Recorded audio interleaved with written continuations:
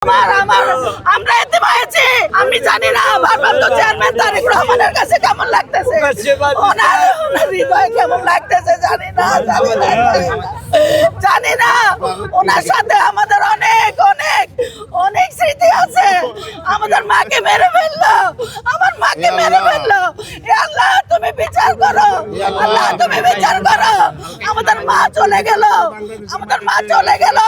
আমরা মায়ের শক্তিতে দলের জন্য, আমরা মায়ের জন্য অনেক আন্দোলন করেছি।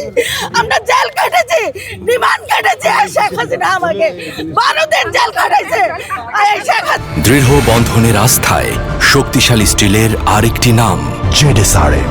আমাকে 4 মাস 20 দিন জেল কাটাইছে। আমার হাতে গুলি খাইছে, আমার হাতে গুলি খাইছে। এই মায়ের জন্য, মাকে আমরা মায়ের জন্য আমরা অনেক আন্দোলন করেছি। এই অভাব কি কোনোদিন পূরণ হবে?